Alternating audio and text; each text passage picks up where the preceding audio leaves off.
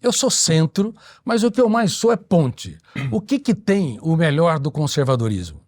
Nossa, eu citei liberdade de expressão, você ter uma economia pujante, onde os impostos são mais baixos. O que você tem também?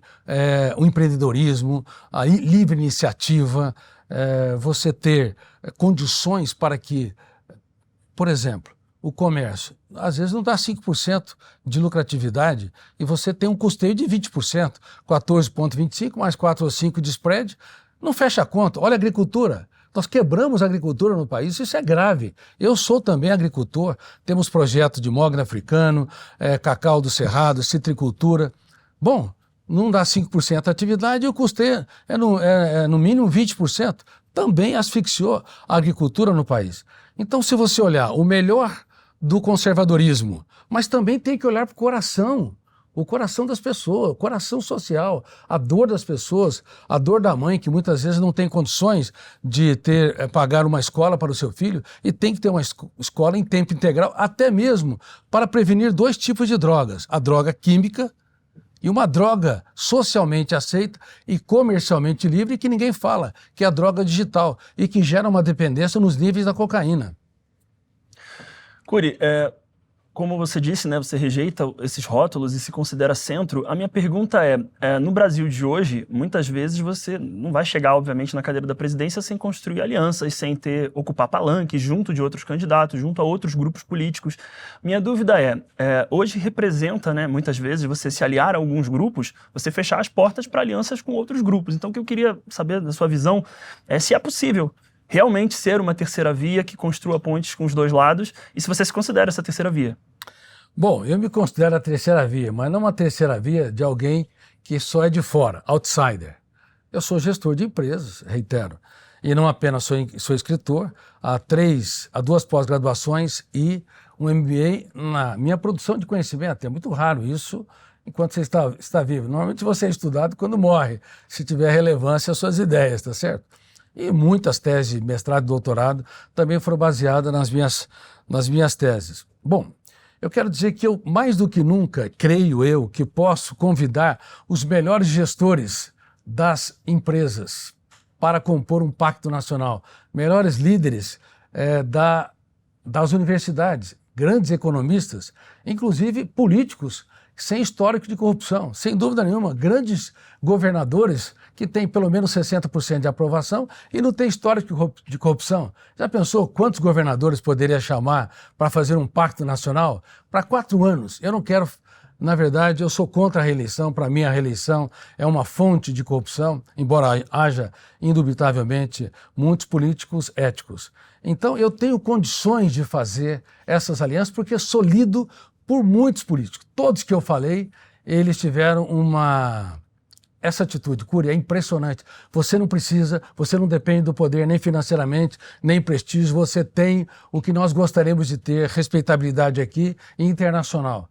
Então, por ter esses elementos, mais do que nunca, e por não ser uma ameaça para ninguém, eu creio que eu tenho condições de convidar os melhores, ou pelo menos grandes líderes, para fazer um pacto nacional para não apenas 4 anos, mas preparar as trajetórias até 2050, os próximos 25 anos. Quando o senhor falou de pegar o melhor do conservadorismo, citando até ideias de livre mercado, de empreendedorismo, mas também sem esquecer a parte do coração, a parte mais social. Eu queria pegar uma situação, então, concreta, real, para ver como é que o senhor se posicionaria tentando conciliar essas duas coisas. A Câmara aprovou recentemente o fim da escala 6x1 de trabalho. Né? Isso ainda vai para o Senado, ainda vai chegar um texto final sobre essa situação, mas para quem é a favor da livre iniciativa, de que o governo não deve intervir na economia, que são ideias mais ligadas ao liberalismo, ao conservadorismo, não tem sentido você ter uma jornada ali regulamentada pelo governo. Por outro lado, quem tem a parte mais do coração, mais social, mais forte, diz que não pode continuar como está.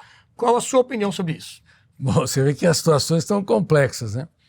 Mas eu penso no nível mais profundo dos problemas. Não é só uma opinião rasa.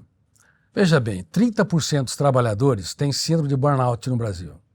Estresse profissional, dores de cabeça, dores musculares, acorda cansado, nó na garganta, a diarreia quando está tenso.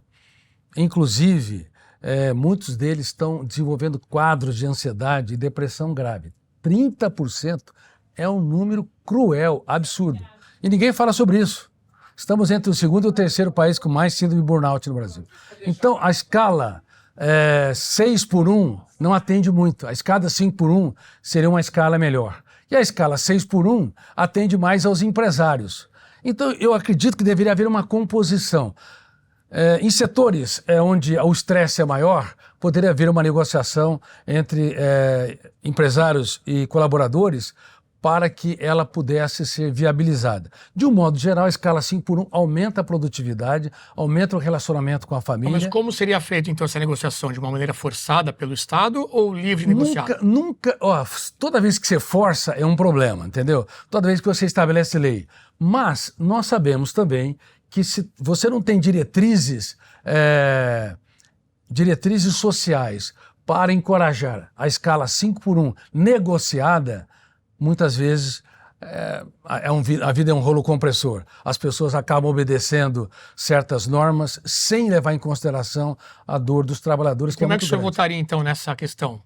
Eu sou a favor da escala 5x2, mas em determinados setores ela deve ser negociada entre colaboradores e empresários. Então o senhor votaria pelo fim da 6x1? Eu votaria da 6x1, mas ela deveria ser adaptada em vários setores. Muito obrigado por ter acompanhado até aqui. Você faz parte de um grupo de pessoas que está constantemente em busca da verdade. Se você é como os milhares que percebem o debate público atual muito raso e superficial, eu te convido a dar um passo no sentido contrário, saindo dessa bolha e buscando informação. O que você viu agora é apenas a ponta do iceberg. Nossa missão é maior, é um resgate. Queremos devolver aos brasileiros o acesso à nossa cultura, à nossa história e a uma educação que realmente forme o indivíduo. Ação! Um trabalho que tem mudado milhões de brasileiros e que, para continuar, precisa de você. Só é possível produzir esse nível de conteúdo com essa seriedade sendo independente. Não temos patrocínio de governo e jamais aceitaremos R$1 do dinheiro público. A nossa única fonte de receita, o que mantém toda essa estrutura aqui e nos permite oferecer vídeos gratuitos como este, que você acabou de assistir, é a nossa comunidade de membros. A oportunidade que eu quero te dar agora é a de sair da posição de espectador e se tornar um viabilizador dessa causa. Ao assinar a Brasil Paralelo, você não ganha apenas acesso a um catálogo com o que há de melhor em educação e entretenimento no país. Você garante que conteúdos assim continuem tendo um lugar, com a qualidade que você exige e a credibilidade que o Brasil precisa. Toque agora no link aqui embaixo, escolha o seu plano e venha fazer parte de algo maior. Muito obrigado pela confiança e te vejo na nossa plataforma.